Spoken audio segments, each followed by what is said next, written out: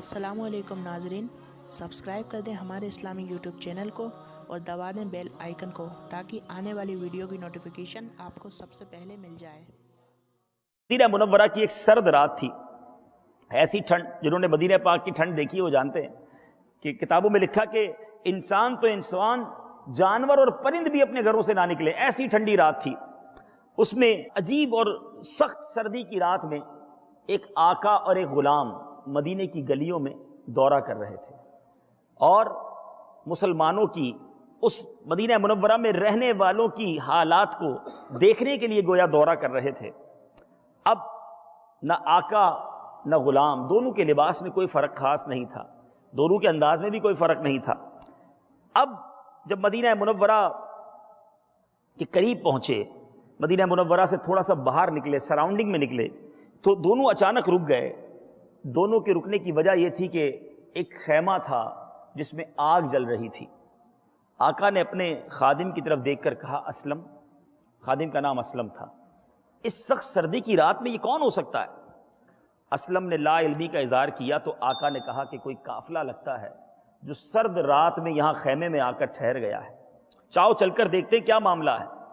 जब ये दोनों आका और गुलाम उस खैमे के पास पहुंचे तो वो खैमा नहीं था बल्कि टूटा फूटा सा कच्चा सा घर था।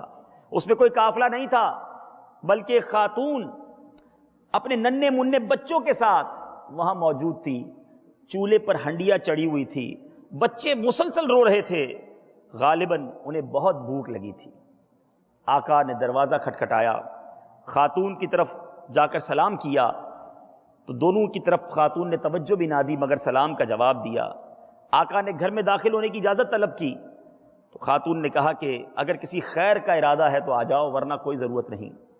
गालिबन वो बहुत दुखी थी, इसलिए बेरुखी से जवाब दे रही थी। आका का अंदाज बता रहा था कि वो भी इस दुखी खातून के दुख में शरीक होना चाहता है। उसने खातून से इस्तिफसार किया कि बीबी तुम कौन हो और ये बच्चे क्यों रो रहे हैं?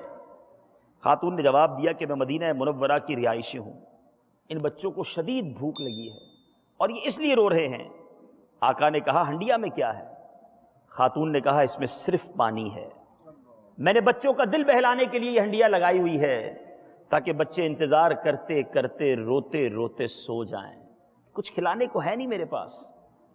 तो अब आका ने पूछा, वजह क्या है? कहा, मैं गरीब औरत हूं, मेरे पास है ही कुछ नहीं, क्या पकाकर खिलाऊं इन्हें? लेकिन हमारे अमीरुल मोमिनीन को हमारी कोई खबर नहीं कि हम उसके महकूम हैं, उसकी रियाया हैं। हमारा ये हाल है और उसको पता ही नहीं हमारे साथ क्या हाल हो रहा है।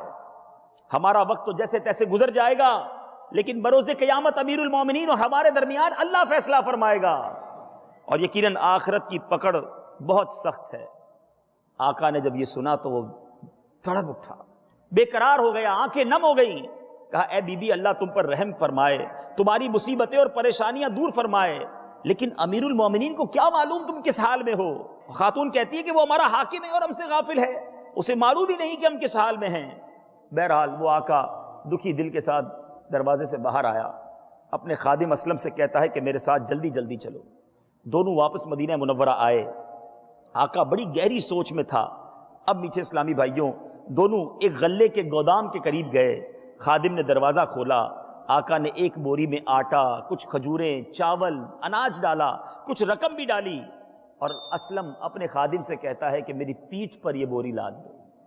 खादिम कहता है, हुजूर मैं खादिम, आप आका, अगर कोई बोरी लेकर भी जानी है तो मैं उठा लेता हूं। तो आका कहता है कि नहीं, आज दुनिया में तू तो मेरे हिस्से का बोझ अपनी पीठ पर लाद लेगा, मेरी तकलीफ को बर्दाश्त कर लेगा, लेकिन याद कर उस दिन को जिसकी कोई जान किसी दूसरी जान का बोझ ना उठा पाएगी और किसी की तकलीफ दूसरे को नहीं दी जाएगी, क्या उस दिन भी तू मेरा बोझ उठा सकेगा? खादिम अपने आका का जब ये जवाब सुनता है, जो फिक्र आखिरत से भरा हुआ जवाब है, खामोश हो गया। हुक्म की तामील की, आका के कांधे पर बोरी लाद दी। मदीना मुनव्वरा की उस सर्द रात में एक अजीब मंजर देखा कि गुलाम होते हुए आका अपने कांधे पर बोरी उठाए उस बुढ़िया के, उस खातून के घर की तरफ जा रहा है जो अपने बच्चों को भूखा हंडिया में पानी में अपनी चमच चला रही है। ये आका वहां पहुंचता है। उसके बाद उस आका ने उस गल्ले की बोरी से आटा निकाला, उस पर नमक डाला और हरीरा यानी आटे से बनाने वाला खाना बनाया।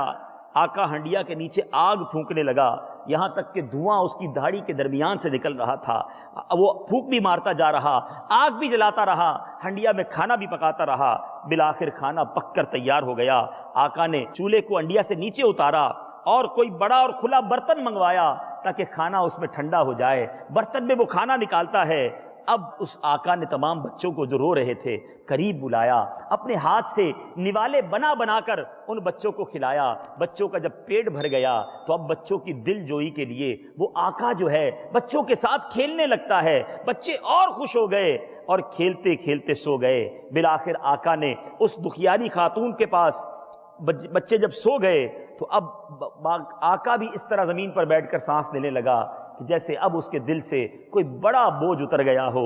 وہ خاتون اس کی طرف متوجہ ہوئی, کہتی تم بڑے شفیق ہو, بڑے رحم دل ہو, تمہیں امیر المومنین ہونا چاہیے, تمہارے جیسا شخص ہمارا آقا ہونا چاہیے.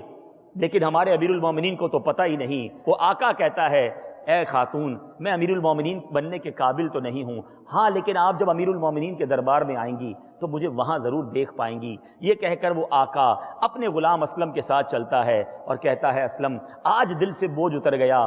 کہ بڑا غم تھا کہ ایک ایسی غریب عورت جس کے بچے بھوکے آج سو جاتے, آج اللہ نے مجھ سے یہ خدمت لے لی. میٹھے میٹھے اسلامی بھائیوں, اب اس نے اپنے خادم سے کیا کہا, اے اسلم بھوک نے ننھے بچوں کو جگا رکھا تھا, بھوکی انہیں مسلسل رلا رہی تھی.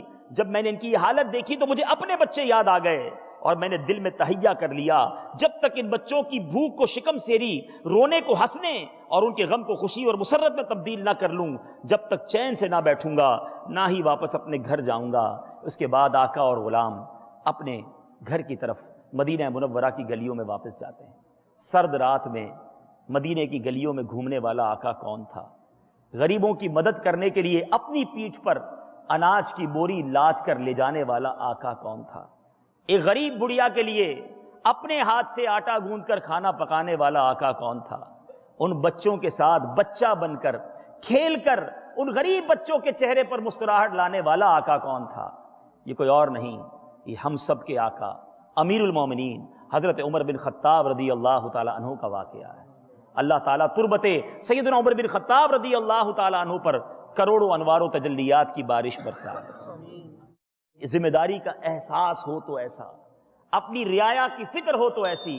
اللہ تبارک و تعالیٰ نے کوئی ذمہ داری دی ہے تو اس ذمہ داری کو ادا کرنے کی فکر ہو تو ایسی. رحمت کا گہوارہ ہے یہ برکت والا ماہ رحمت کا گہوارہ ہے یہ برکت والا